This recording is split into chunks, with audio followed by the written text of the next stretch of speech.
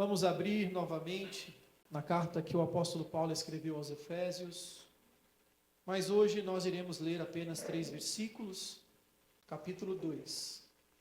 E nós iremos ler a partir do verso 8. Assim diz a santa palavra de Deus. Porque pela graça sois salvos, mediante a fé. E isto não vem de vós, é dom de Deus, não de obras, para que ninguém se glorie, pois somos feitura dele, criados em Cristo Jesus para boas obras, as quais Deus de antemão preparou para que andássemos nelas. Eu gostaria de iniciar essa mensagem com a frase de John Wesley: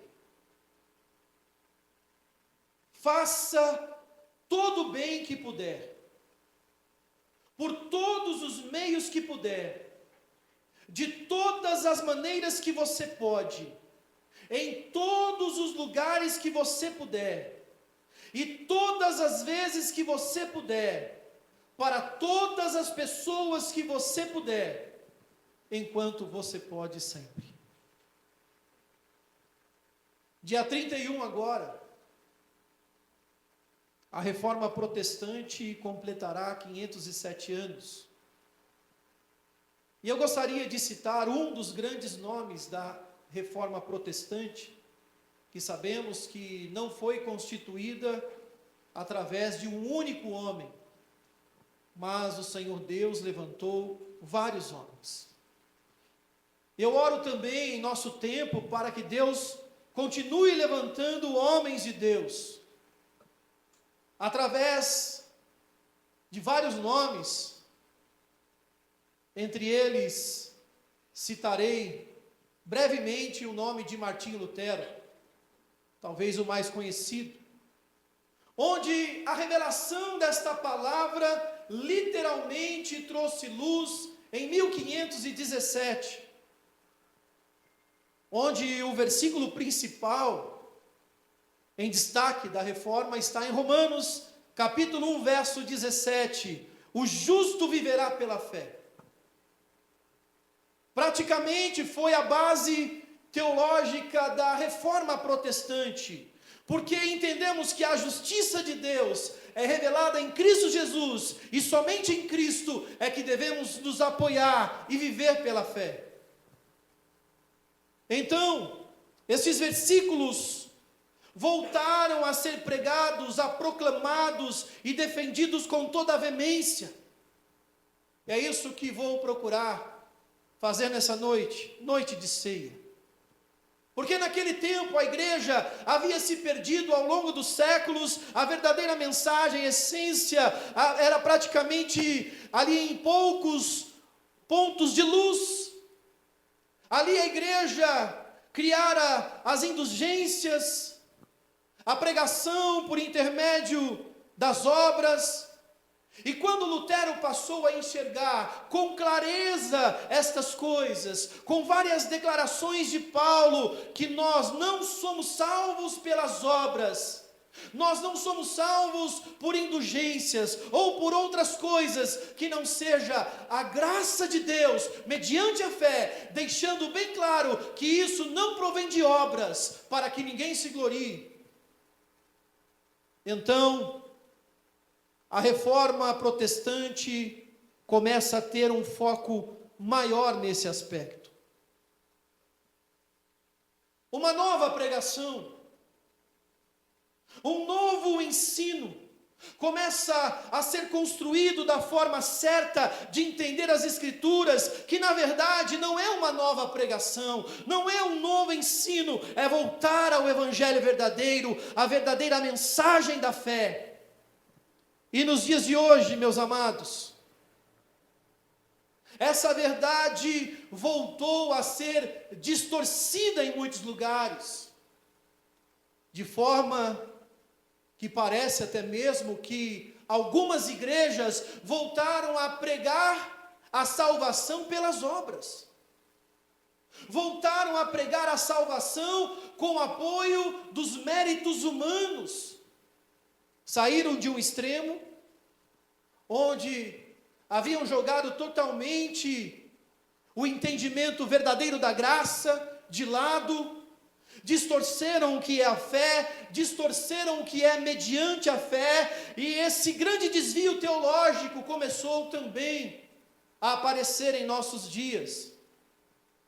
Para quem estuda as Escrituras, tem sido fácil detectar, mas para aqueles que trazem apenas a palavra de Deus uma vez por semana no culto, quem sabe ainda essa verdade está obscura. Então esse desvio teológico fez com que a pregação do Evangelho, a salvação, fosse baseada em obras meritórias humanas. Onde as igrejas atuais estão ali voltando às indulgências, mas é uma indulgência que está com uma nova roupagem. Mas agora é uma indulgência que está camuflada dentro da igreja evangélica de forma mais sutil. E é hora de consertarmos essas coisas, porque a salvação não vem de obras. Por outro lado também, senhoras e senhores, no meio reformado, quem sabe que falamos com tanto orgulho, parece que nós criamos um discurso de acomodação, que seria um outro extremo, uma salvação que realmente é pela graça, entendemos isso, mas que nos deixou acomodados ou tranquilizados com boas obras apenas esporádicas, de vez em quando. Como alguém que precisa ali de ser provocado de alguma maneira para se mexer e fazer alguma coisa para Deus, e se mexer até parar novamente.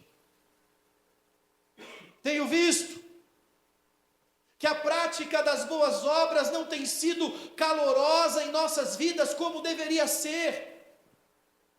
Estamos sendo movidos debaixo de apelos, somos movidos debaixo muitas vezes de um emocionalismo, de um choro temporário que serve como uma comoção momentânea que vai se esfriando até se esfriar totalmente no dia seguinte, onde voltamos à nossa vida diária, à nossa rotina normal, às nossas correrias, onde não há verdadeira obras causada pela salvação em nós. Até que novamente um apelo aconteça e a gente, com peso na consciência, voltamos a praticar, quem sabe forçadamente, de forma obrigada. Essa vida inconstante não pode continuar assim. Precisamos fazer alguma coisa, e eu clamo e peço a ajuda do Espírito Santo para isso. Em 1 Coríntios, capítulo 15, verso 58, essa palavra não pode sair dos nossos corações. Sede firmes, inabaláveis, constantes, sempre abundantes na obra do Senhor, sabendo que no Senhor o vosso trabalho não é vão.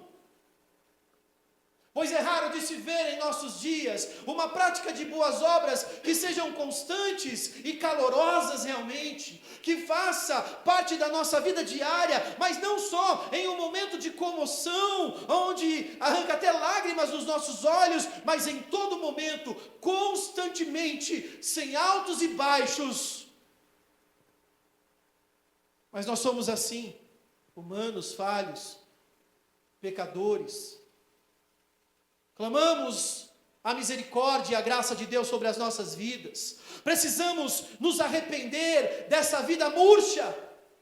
Precisamos olhar para onde tudo começou, olhar para a vida de nosso Senhor Jesus Cristo, olhar também para o exemplo dos apóstolos que sempre ensinaram sobre isso. Devemos olhar e seguir esses exemplos. Talvez não tenhamos A mesma ousadia do apóstolo Paulo, quando ele declarou em 1 Coríntios, capítulo 11, verso 1, sede meus imitadores, como também eu sou de Cristo, talvez seja uma declaração um tanto radical. Mas o que é ser igreja, de fato, na prática? Onde a igreja, os primeiros cristãos, ainda que estivessem tendo os primeiros contatos com a sã doutrina, ainda o livro sagrado estava sendo formado pelo dom da inspiração na vida dos apóstolos, e naquele momento eles também passaram a entender a prática das boas obras com a explicação da inspiração do Espírito Santo, e o que isso tem representado para nós, o que esse versículo representa para nós. Que a salvação não é pelas obras, está claro aqui. Mas a salvação é que provoca em nós boas obras, ela é a causa das boas obras. Que salvação é essa que dizemos ter? Que salvação que recebemos? Que nos acomoda em nosso bem-estar, em nosso mundinho particular de nossos lares, ao bem voltado só à nossa casa, aos nossos. Hoje muito se fala de qualidade de vida. Eu quero ter qualidade de vida. Muito se fala de bem-estar. E muitas vezes, em nome da nossa qualidade de vida, em nome do nosso bem-estar, nós ficamos paralisados com medo de praticarmos as boas obras, com medo de perdermos a qualidade de vida que nós conquistamos, porque nós não estamos dispostos. Precisamos de coragem, devemos clamar por coragem, pedir ao Espírito Santo que nos capacite. Entenda uma coisa, quando nós falamos da renúncia do Evangelho, de negarmos a nós mesmos, o Evangelho que fala de sacrifício, que fala de abnegação, é claro, igreja, é óbvio que a prática das boas obras, muitas vezes, para praticar, nós teremos que deixar alguma coisa para trás. Muitas vezes não dá para abraçar o mundo inteiro, no sentido de socorros, de ajuda. Mas muitas vezes nós teremos que mudar aquilo que temos considerado como prioridade. Não existe boas obras sem renúncia. E nós que somos casados, olhamos para a nossa casa, para a nossa família, para os nossos filhos, a nossa esposa, e nem sempre é fácil envolvê-los em renúncia. Ter uma renúncia familiar. Às vezes o marido quer renunciar, a esposa não quer, a esposa quer, o marido não quer, os filhos não entendem. E ficamos numa briga interna, de braços atados. Porque nossa família, muitas vezes, não entendeu o que é o Evangelho. A renúncia, a abnegação. Porque para ser um imitador do Senhor Jesus Cristo, que é o resultado da graça que salva, é o resultado da salvação pela graça, é caminharmos no caminho que foi preparado de antemão para que andássemos nele. Sermos salvos pela graça, isso é, nós somos criados em Cristo Jesus e criados para as boas obras, as quais Deus de antemão preparou para que andássemos nela. O que representa o verso 10 de Efésios capítulo 2? Nós somos salvos para as boas obras. O caminho da salvação é um caminho de boas obras. As obras não salvam, mas os salvos andam por esse caminho, que na verdade nós não somos salvos pelas obras, muito pelo contrário. Por outro lado, nós estamos aqui sendo salvos para a prática das boas obras. Significa que as boas obras não são a causa da salvação, mas devem ser a consequência, o propósito de alguém que foi salvo em Cristo Jesus. Tem praticado boas obras? Consegue lembrar de uma essa semana? Semana passada? Durante esse mês? Durante esse ano? Nós estamos tão ocupados em reclamar, em murmurar, em declarar as nossas insatisfações, que nós não estamos tendo tempo para as boas obras. Estamos ocupados demais com os nossos problemas particulares. Então nós precisamos de uma visão maior, de um entendimento correto dessas coisas. É preciso viver o efeito da salvação, que embora não seja a causa da salvação, é o efeito da salvação. Você está vivendo o efeito da salvação, meu irmão.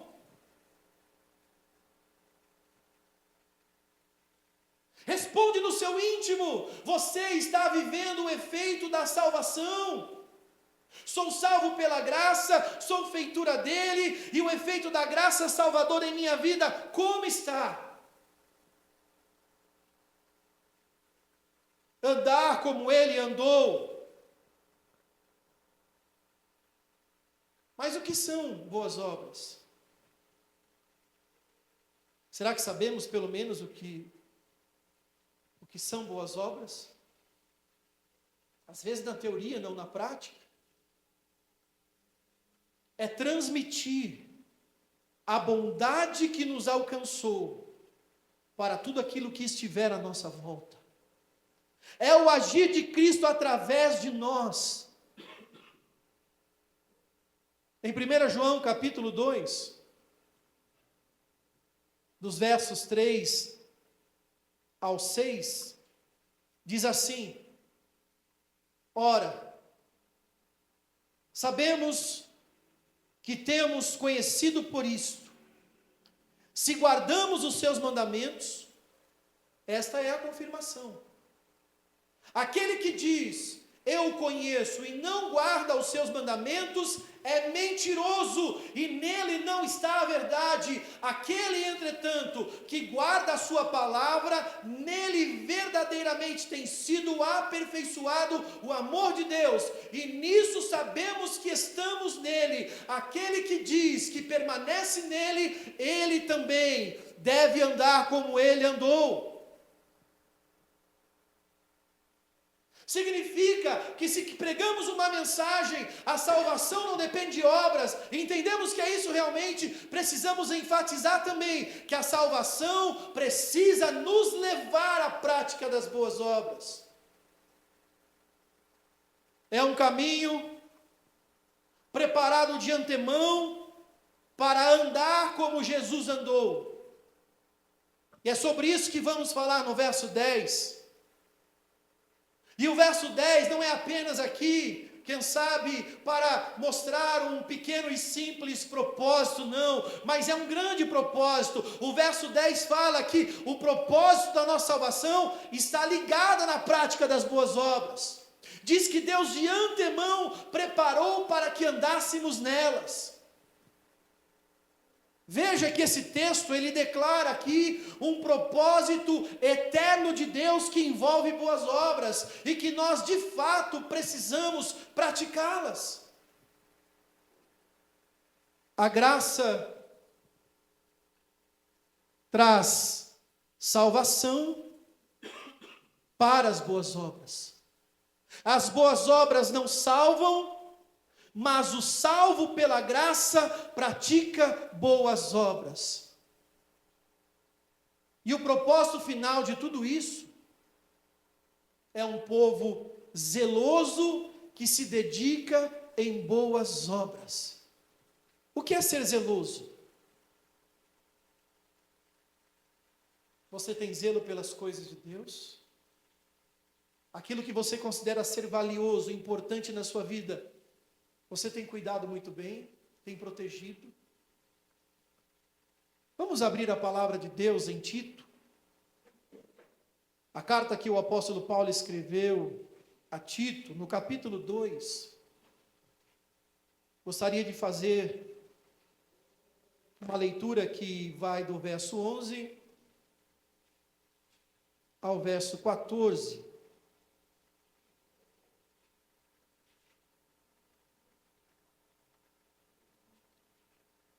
Olha o que a palavra de Deus diz a respeito disso. Porquanto a graça de Deus se manifestou salvadora a todos os homens. Veja mais uma vez que é a graça que é salvadora, isso é indiscutível. Veja que dentro dessa graça que é salvadora, que é indiscutível, veja o que acontece quando a graça salvadora nos alcança. Veja o que acontece no verso 12, quando a graça que é salvadora nos atinge. O que acontece na vida daquele que é salvo? Verso 12: educando-nos para que, renegadas a impiedade e as paixões mundanas, vivamos no presente século sensata, justa e piedosamente. Igreja, essa graça que é salvadora, ela nos educa para renegarmos a impiedade, as paixões mundanas, para vivermos nesse mundo de forma sensata, justa e piedosamente. Veja mais uma vez que as obras não salvam, mas as boas obras são a causa da salvação graciosa de Deus. A graça manifestou trazendo salvação, e nessa salvação, nesta entrada, podemos dizer que é a regeneração, que nós chamamos de santificação inicial, esse primeiro contato, que é a partir dessa entrada, que a graça que nos salva, essa graça, ela vai continuar nos ensinando. Paulo está dizendo que é uma graça que nos ensina.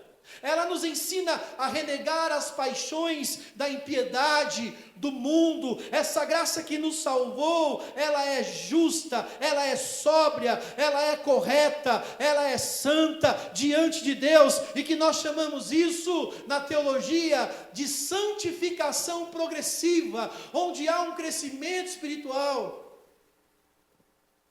onde também está ligado plenamente à perseverança dos santos, onde essa atuação da graça, ela é permanente na vida do cristão, e assim podemos também ser constantes e sempre abundantes no Senhor, porque essa graça, ela nos mantém do início ao fim. No verso 13 ainda, estou em Tito, aguardando a bendita esperança e a manifestação da glória do nosso grande Deus e Salvador Jesus Cristo. Veja que essa graça que é salvadora, ela, além de nos salvar, ela também vai nos despertar para a prática das boas obras, e ela também vai nos despertar um anseio, um desejo, um inclínio para a manifestação da glória do nosso grande Deus e Salvador Jesus Cristo. Seja sincero. O quanto você está desejoso por essas coisas?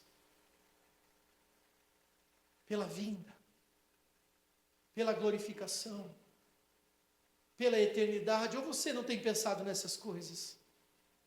Aqui seria uma santificação plena, seria a santificação final, que se dará com a vinda de nosso Senhor Jesus Cristo. O quanto nós estamos desejosos por esse dia. Verso 14: o qual a si mesmo se deu por nós, a fim de remir-nos de toda a iniquidade e purificar para si mesmo um povo exclusivamente seu e zeloso de boas obras. É a graça que salva um povo exclusivo, que purifica um povo exclusivo de toda a iniquidade, e o objetivo dessa graça salvífica é levantar um povo especial, zeloso de boas obras, cuidadoso, um povo exclusivo, um povo exclusivamente seu, um povo especial.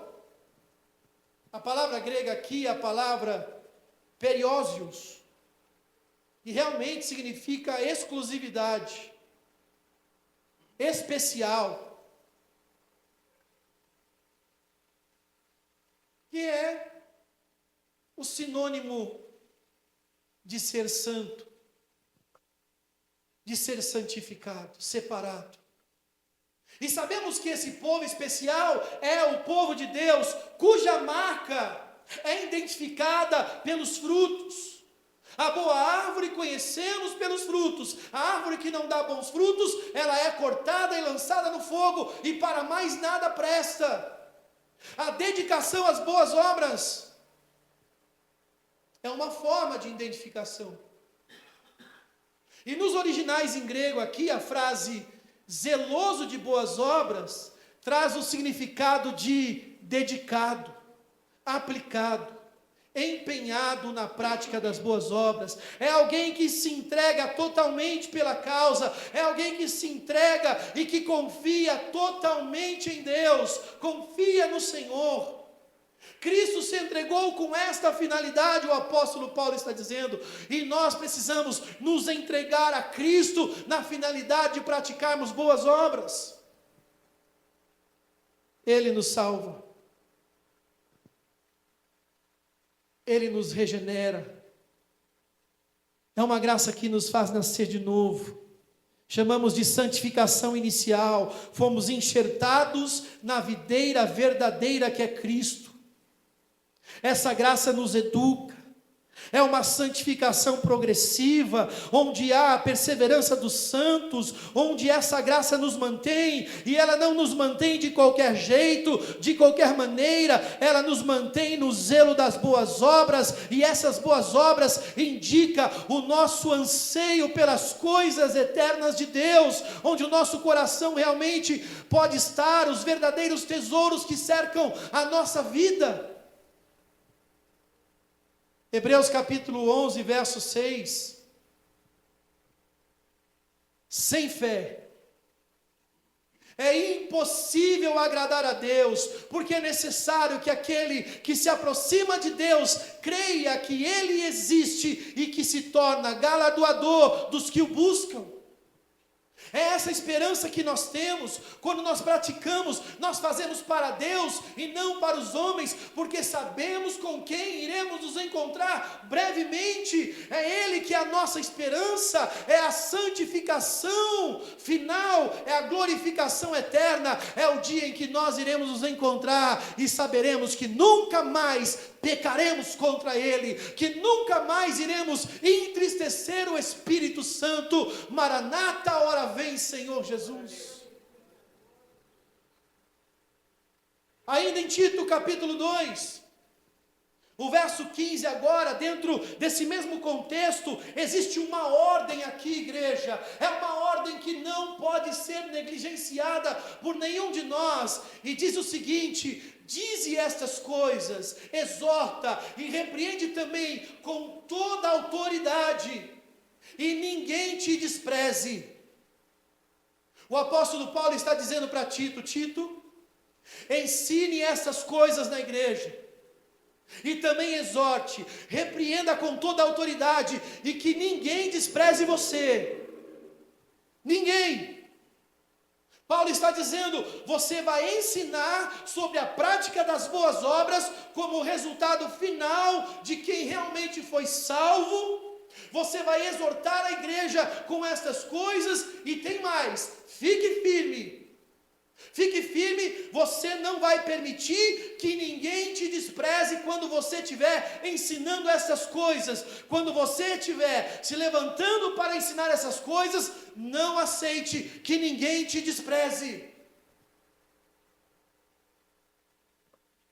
Igreja, veja aqui, meus amados, que não se trata de um assunto banal. Não se trata de qualquer coisa. Não se trata de coisas temporárias, estamos falando de coisas eternas. Porque bem-aventurado aquele que dá um copo de água fria para um dos meus servos. Ainda que naquele momento aquela água se finde, aquela sede seja saciada, aquilo não acaba por ali. É importante esse assunto, porque não se trata de algo que deve ser desprezado, não é um assunto simples apenas para se tratar de qualquer jeito, não é um assunto que consideramos, quem sabe, periférico da doutrina cristã, não. Nós estamos falando sobre o propósito da salvação que nos alcançou.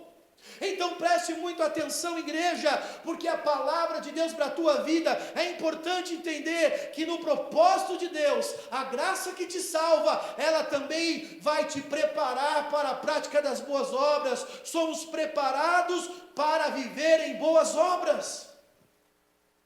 É lógico que precisamos entender isso para que não vire uma religiosidade. E que as nossas boas obras não devem ser feitas para receber o elogio dos homens. Deve ser feita em secreto. Não podemos nos gabar de nenhuma coisa, de nenhum feito. Mas são coisas que devem ser praticadas constantemente, senão alguma coisa está errada. E temos que nos arrepender. Porque as obras são consequências de alguém que foi salvo, e não a causa da salvação. E ainda Paulo aqui agora no capítulo 3 de Tito, nós iremos ler do verso 4 ao verso 8.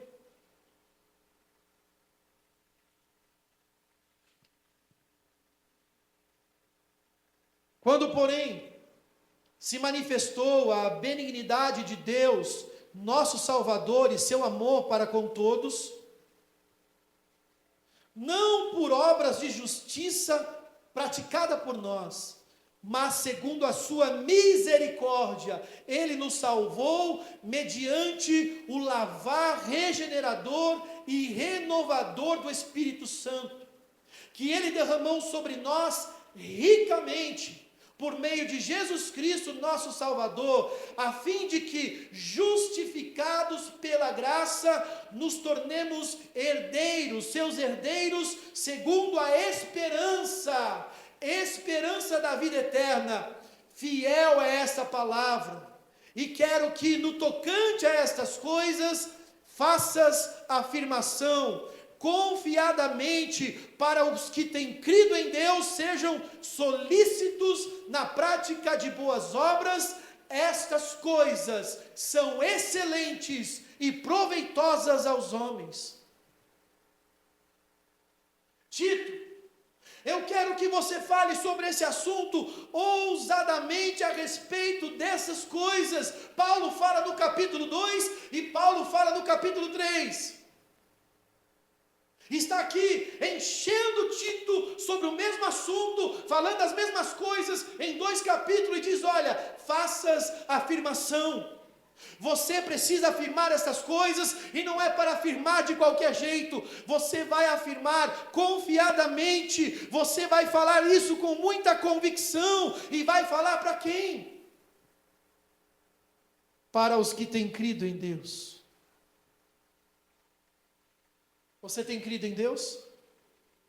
Tem? De verdade? Tem crido em Deus? Cadê as suas obras? Cadê as suas obras, igreja? Tito, pregue Pregue sobre isso com toda a convicção, para que sejam solícitos na prática das boas obras. Essas coisas são boas, são proveitosas. Pregue sobre isso, Tito. Anuncie a mensagem com ousadia, com convicção, com certeza, com afirmação. Não tenha dúvida sobre isso. Pregue para aqueles que creem em Deus. Essas coisas são excelentes.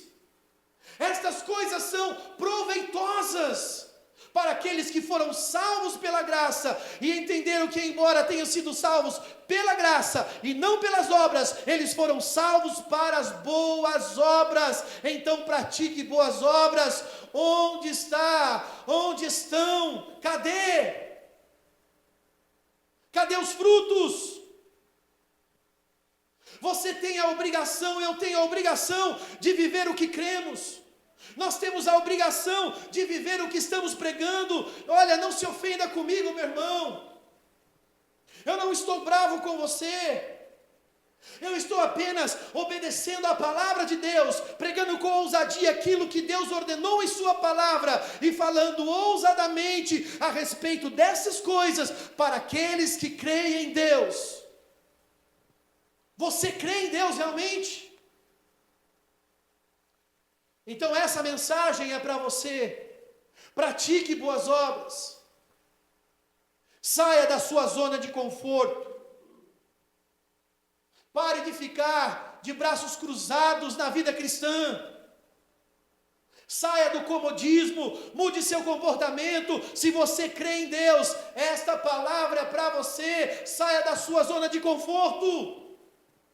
Ele nos salvou mediante o lavar regenerador e renovador do Espírito Santo.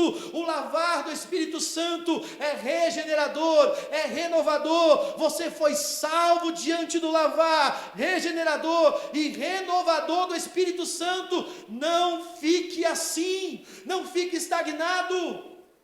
Levante-se para as boas obras em nome do Senhor Jesus Cristo. Ele derramou sobre você ricamente por meio de Cristo Jesus nosso Senhor, e fiel é esta palavra. Estas coisas são excelentes, são elevadas, são proveitosas para os homens que creem em Deus. É palavra de Deus para a igreja nessa noite.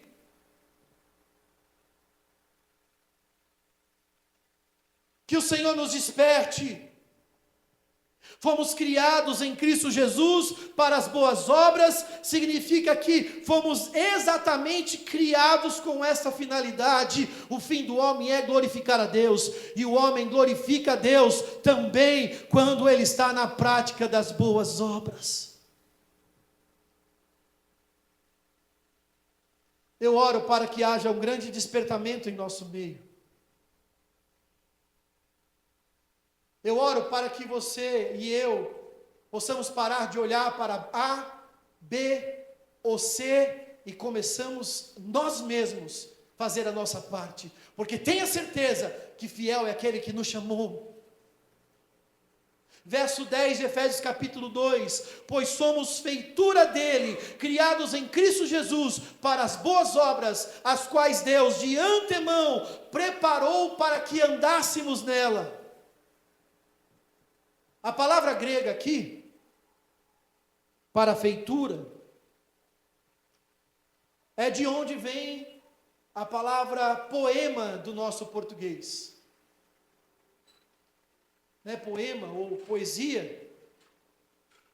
No princípio eu fiquei um pouquinho receoso, sem entender muito bem o que isso representava. Mas vem do grego poêmia, que significa, que traz o sentido que nós somos obras das mãos de Deus. É aquilo que os teólogos muitas vezes dizem que nós somos a coroa da criação, no sentido de sermos a igreja de Cristo. Nós somos o poêmia de Deus, nós somos obra das mãos de Deus, e é nesse formar de Deus em nós somos criados em Cristo Jesus para as boas obras. Aqui praticamente, igreja, como eu disse, é um relato que a principal obra de Deus, de toda a criação, é a sua igreja. Nós somos o seu poema. Deus nos criou, nós somos feitura de Deus, feitos por Deus, em Cristo Jesus, que traz também o sentido de que em Cristo Jesus, o molde de Deus, em Cristo Jesus, é a forma com que o Senhor irá nos lapidar, para que sejamos como Jesus Cristo, não em glória, impossível, inalcançável, inatingível. A Ele toda a glória, mas em boas obras. Cristo é o referencial dessa lapidação. Efésios capítulo 4, verso 13, até que cheguemos à unidade da fé, ao pleno conhecimento do Filho de Deus, à perfeita varonilidade, à medida da estatura da plenitude de Cristo. Nós estamos sendo moldados de acordo com o Filho. Cristo é a forma que Deus usa, nós somos pequenos Cristos. Então veja aqui, também dentro desse contexto, no verso 10, que até as boas obras que praticamos, Deus preparou de antemão para que andássemos nela. Sabe o que significa? Que nem na prática das boas obras nós temos mérito algum. Porque até as boas obras que praticamos, foi Deus que preparou de antemão. Lembra? O cordeiro que Deus preparou de antemão. O reino que Deus preparou de antemão. Os eleitos que Deus escolheu lá antes da fundação do mundo. E Deus aqui escreveu um poema que antes de tudo isso, essas obras já estavam preparadas para que andássemos nela. Não há nenhum mérito em nós. Romanos capítulo 8, verso 29, está aqui o poema de Deus. Porque aos que de antemão conheceu, também os predestinou para serem conformes à imagem de seu Filho, a fim de que ele seja o primogênito entre muitos irmãos.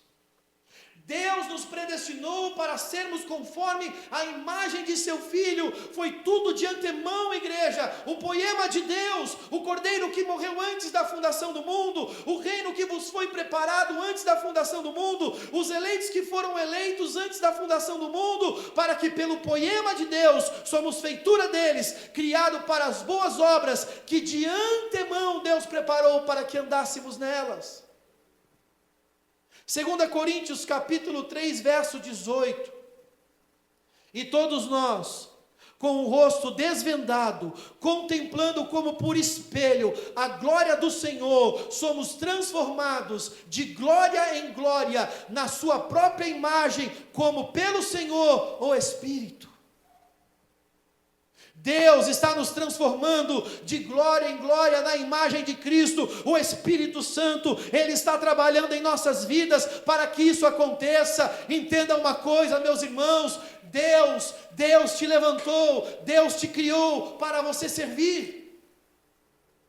Deus te criou para você fazer, Deus te criou para você doar, Deus te criou para você cuidar, Deus te criou para você se entregar, Deus te criou para ajudar, Deus te criou para estender as mãos, Deus te criou para chorar com os que choram e se alegrar com os que se alegram, Deus te criou para as boas obras, você foi salvo para as boas obras.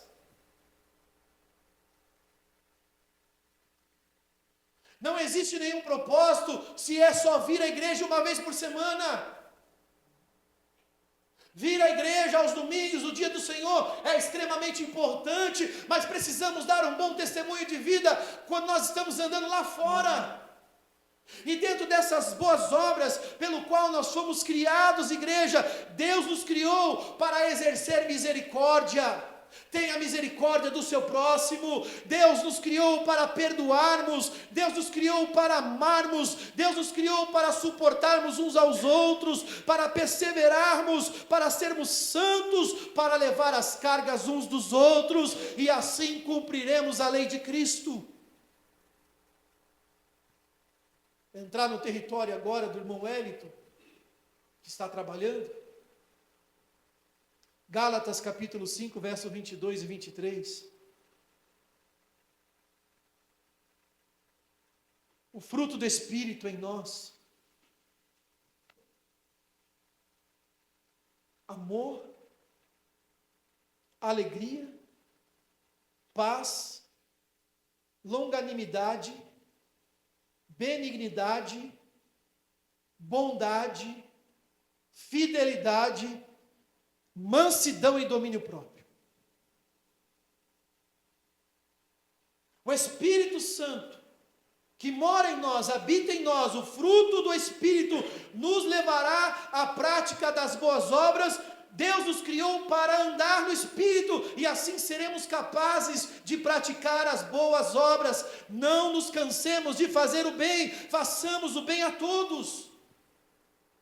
Gálatas capítulo 6, verso 9. E não nos cansemos de fazer o bem, porque a seu tempo ceifaremos, se não desfalecermos. Por isso, enquanto tivermos oportunidade, façamos o bem a todos, mas principalmente aos da família da fé. Mateus 25, verso 34 ao 40, eu peço a Deus que faça essa palavra queimar no seu coração. Vinde, benditos de meu Pai, entrai na posse do reino que vos está preparado desde a fundação do mundo. Porque eu tive fome, e me deste de comer, tive sede, e me deste de beber, eu era forasteiro, e me hospedastes, eu estava nu, e me vestistes, enfermo, e me visitastes, estava preso, e foste ver-me. Senhor, quando nós te vimos com fome e te demos de comer, ou com sede e te demos de beber, e quando te vimos forasteiro e te hospedamos, ou nu e te vestimos, e quando te vimos enfermo ou preso e fomos visitar? Em verdade vos afirmo que sempre que fizestes a um destes meus pequeninos irmãos, a mim o fizestes. Não seja ingrato, não seja murmurador, pare de reclamar da vida, pare de murmurar de barriga cheia. Você recebeu tão grande salvação, a bênção de Deus está sobre a sua vida, sobre a tua casa. Não podemos viver a vida cristã assim. Os nossos lábios foram feitos para adorar a Deus. Da mesma fonte não convém sair água doce e salgada ao mesmo tempo, não. Quando praticamos as boas obras, 3 coisas simultâneas acontecem ao mesmo tempo para a glória de Deus. Primeiro, você glorifica a Deus. Segundo, você abençoa pessoas. Terceiro, você é abençoado por Deus. Tudo isso é o efeito da salvação de Deus em sua vida. Sejamos mais gratos. Isso acontece quando Deus trabalha através de nós. Por isso, Senhor, a nossa oração nessa noite de ceia é: Senhor, venha agir através de nós. Eu quero nessa noite trazer essa reflexão, te perguntar aonde está a sua gratidão a Deus. Apenas quando você ora no plural pelo pão nosso de cada dia, mas na prática está no singular orando pelo seu pão de cada dia? Talvez você olhe hoje para a sua vida e você talvez, quem sabe, não esteja vendo nenhuma beleza na sua vida cristã diante do que você tem praticado e vivido. Talvez você não tenha visto beleza nas suas boas obras. Mas eu tenho um alerta nessa noite pela palavra, dizer a você que você ainda está vivo, você ainda não morreu, o fôlego de vida está sobre a sua vida. Todo aquele que tem fôlego, louve ao Senhor. Ainda dá tempo, Deus é poderoso para fazer.